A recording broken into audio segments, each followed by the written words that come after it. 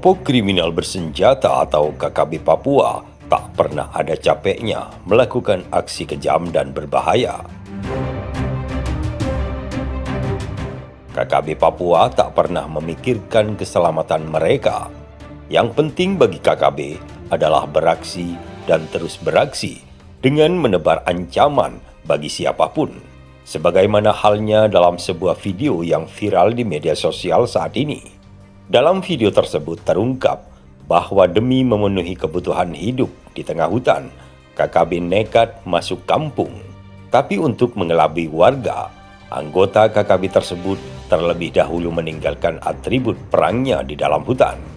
Awalnya anggota KKB itu berpura-pura meminta minum kepada warga. Ia tak menyadari kalau yang didatanginya adalah rumah kepala kampung. Setelah melepas lelah, oknum KKB itu lantas meminta bantuan berupa uang dan bahan makanan kepada kepala kampung.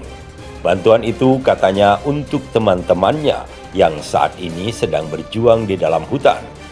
Mendengar permintaan tersebut, tuan rumah pun meresponnya. Namun bukan dengan memberikan bantuan seperti yang diharapkan. Sebab saat itu tuan rumah pun sedang dalam kesulitan.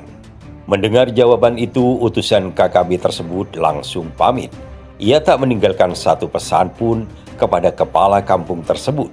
Namun tak lama berselang, dua orang pemuda datang lagi dengan maksud yang sama. Kali ini nadanya tak lagi bersahabat.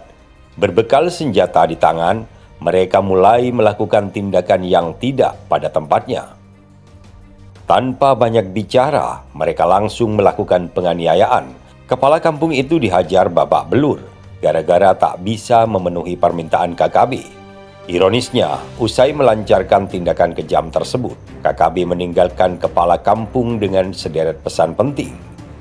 Pesan itu adalah mereka akan datang lagi untuk mengambil bahan bantuan sebagaimana yang sudah diminta. Tak hanya itu, KKB pun memberikan tenggat waktu paling lama 2 minggu untuk bantuan berupa uang dan bahan makanan tersebut. Selang beberapa jam kemudian, kepala kampung itu menyuruh anak-anaknya agar mendatangi pos keamanan dan menemui TNI Polri. Kiat itu dilakukannya dengan hati-hati, sehingga tak menimbulkan kecurigaan di kalangan KKB. Kepada aparat keamanan itulah kepala kampung mengungkapkan unek-uneknya tentang perlakuan KKB terhadap dirinya. Bahkan ia juga menuturkan tentang kehadiran anggota KKB muka baru yang tak dikenalnya sama sekali. Mendengar kisah tersebut, TNI Polri pun mengambil alih siasat untuk memenuhi permintaan anggota KKB tersebut. Singkat cerita, sehari sebelum tiba waktunya, KKB mengambil bantuan yang diminta. Sejumlah karung dan dus-dus mie instan telah ditumpuk di depan rumah kepala kampung. Sementara kepala kampung bersama keluarga dan warga lain terpaksa diungsikan ke tempat yang aman.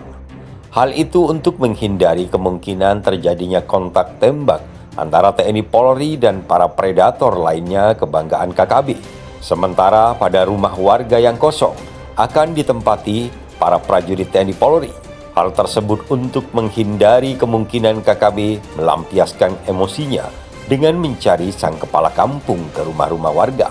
Benar saja, ketika hari yang dinantikan itu tiba, dari kejauhan terlihat beberapa pemuda melangkah tergesa-gesa menuju rumah kepala kampung. Jelas terlihat bahwa para pemuda itu datang untuk mengambil bantuan yang telah diminta beberapa pekan sebelumnya.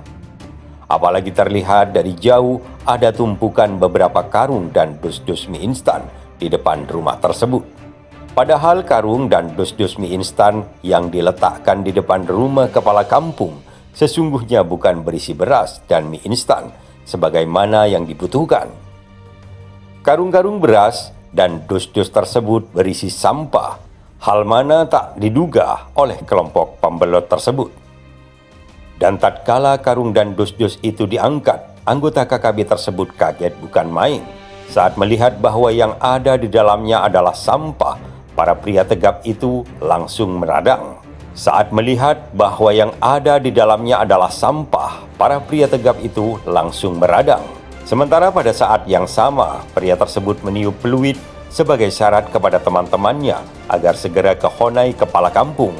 Rupanya siasat yang dilakukan TNI Polri itu sangat jitu, karena terbukti satu persatu KKB mendatangi Honai kepala kampung. Tak dinyana, sikap agresif KKB tersebut berujung duka. Sebab KKB muka baru itu bakal tamat riwayatnya di tempat tersebut. Dari video yang viral tersebut terungkap bahwa maut yang datang menjemput KKB itu bukan dengan senjata api, sebagaimana yang terjadi selama ini. Anggota baru KKB itu diberi pelajaran dengan cara-cara yang tak biasanya. Mereka diperlakukan seperti apa yang dilakukannya terhadap kepala kampung. Anggota kelompok bersenjata itu dihajar terlebih dahulu, baru akhirnya dikirim ke alam baka. Namun dari video itu terlihat bahwa saat ini ruang gerak KKB semakin sempit. Selain jumlah anggotanya semakin berkurang, sementara kehidupannya di hutan pun semakin tak menentu. Bahan kebutuhan hidup makin sulit didapatkan. Sementara untuk membelinya ke kota, tak ada uang untuk ke sana. Belum lagi pengawasan super ketat oleh aparat TNI Polri pada setiap tapal batas. Dalam situasi yang demikian, tak ada cara lain bagi KKB kecuali kembali pada tatanan hidup yang normal. Karena tak mudah bagi Papua untuk merdeka, sebab ruang kemerdekaan itu tak akan mungkin diperoleh sekalipun dicari ke ujung dunia.